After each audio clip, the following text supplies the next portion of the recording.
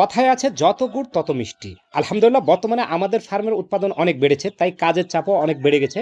এছাড়া প্রতি সপ্তাহে প্রায় 5 থেকে 6 দিনের মধ্যে নতুন নতুন বাচ্চা আমার ফার্মে বের হয়। যখন নতুন বাচ্চা হ্যাচিং হয় তখন কিন্তু একই জাতের বাচ্চাগুলো হ্যাচিং হয় না, কারণ আমাদের ফার্মে বর্তমানে যে জায়ান্ট কটনিক্স কোয়েল আছে, এছাড়া বিভিন্ন প্রজাতির ছোট ছোট জাতের মুরগি আছে, এছাড়া জায়ান্ট যে মুরগিগুলো আছে সমস্ত কিছু ডিম একসাথে আমি দিই। আর সবগুলো ডিম থেকে একসাথে হ্যাচিং হয়। যেগুলো বড় সাইজের মুরগি সেগুলোর বা এক ব্রুডারি দিই, আবার যেগুলো ছোট সাইজের মুরগি সেগুলো এক ব্রুডারি দিই। আবার যখন কিং কোয়েল কিংবা জায়ান্ট কটনিক্স কোয়েলগুলোর বাচ্চা বের হয় সেগুলো কিন্তু আরেক ব্রুডারি দিই। সেক্ষেত্রে আমাদের সমস্ত ব্রুডারগুলো কিন্তু রেডি করা লাগে। এছাড়া যে রুমটা দেখছেন আমাদের ব্রুডিং রুম, এই রুমে প্রায় 13-14টা ব্রুডার আছে, আর সবগুলো ব্রুডার একসঙ্গে পরিষ্কার করা লাগে যেদিন আমার বাচ্চা বের হয়। অর্থাৎ যেদিন বাচ্চা বের হবে সেদিন সকাল থেকে শুরু করে প্রায় দুপুর পর্যন্ত এই রুমে আমাকে থাকা লাগে।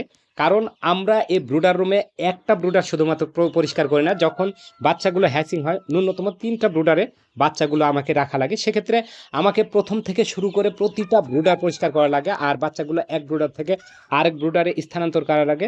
এরকম করতে করতে নতুন যখন 3টা ব্রুডার তৈরি হয় ওই ব্রুডারে নতুন বাচ্চাগুলো আমরা ছেড়ে দিই। বিশেষ করে আমরা মুরগির রুমগুলো এক এক দিন এক একটা পরিষ্কার করার চেষ্টা করি, কারণ যখন যেই রুমে আমরা লাগি সেই রুমের কিছু অংশ যদি আমরা পরিষ্কার করি আর কিছু অংশ যদি রেখে দিই তাহলে অন্যান্য অংশের ময়লাগুলো এখানে আসতে পারে, জীবাণু আসতে পারে।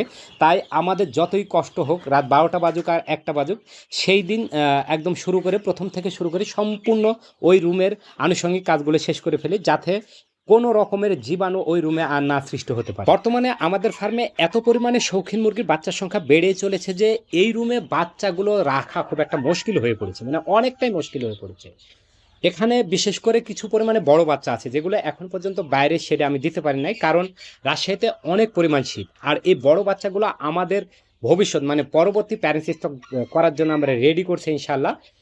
আরও 15 থেকে 16 দিন পর এগুলো বাহিরে যখন আমি বাহির করে দেবো তখন এই ব্রুডিং রুমটা অনেকটা হালকা হবে, তখন যত পরিমাণে বাচ্চা আমার হ্যাসিং হবে তত পরিমাণে বাচ্চা এই রুমে রাখা সম্ভব হয়ে যাবে। যাই হোক, স্ক্রিনে লক্ষ্য করুন একজনের আইডি নাম তুলে ধরেছি।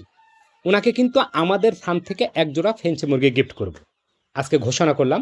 অনেকেই প্রশ্ন করতে পারে এনাকে কেন গিফট করলাম। আমি লক্ষ্য করেছি উনি কিন্তু আমাদের ভিডিওগুলো লাইক কমেন্ট শেয়ার প্রতিনিয়ত করে আসছে এবং আমাদের ভিডিওগুলো কন্টিনিউ দেখে। বিশেষ করে যখন যে ভিডিওটা দেখে তখন না টেনে সম্পূর্ণটা দেখে। আইডিটাকে লক্ষ্য করুন, এটা কিন্তু ফেসবুক আইডি। উনি আমাদের পেজে অ্যাক্টিভ থাকে বলেই কিন্তু ওনাকে গিফটটা করা হলো। আপনারাও লক্ষ্য করে দেখবেন কি পরিমাণে সে অ্যাক্টিভ থাকে।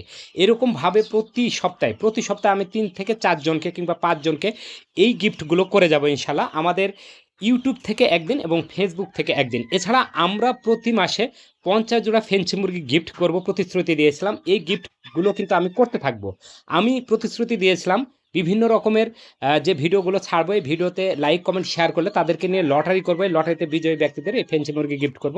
আসলে সেটা কিন্তু করতে পারছি না, কারণ আমার পারিপার্শ্বিক অনেক কাজ, যার কারণে এই লটারিগুলো করতে পারছি না। আর তাই এখন থেকে নির্ধারণ করেছি যারা আমাদের এই পেজগুলো কিংবা ইউটিউব চ্যানেলে ভালো মতো অ্যাক্টিভ থাকবে তাদের নামই তুলে ধরবো ইনশাল্লাহ। এক এক করে তাদেরকে গিফট করে যাবো। এছাড়াও আমাদের পেজে যারা এঙ্গেজ থাকে তারা নির্দিষ্ট একটা পয়েন্ট পায়। সর্বোচ্চ পয়েন্টের ভিত্তিতে টপ 3 জন করে আমাদের 2টা পেজ থেকে প্রতি সপ্তাহে 6 জনকে এই গিফটগুলো করে যাচ্ছে ইনশাল্লাহ, আর আগামীতেও করব।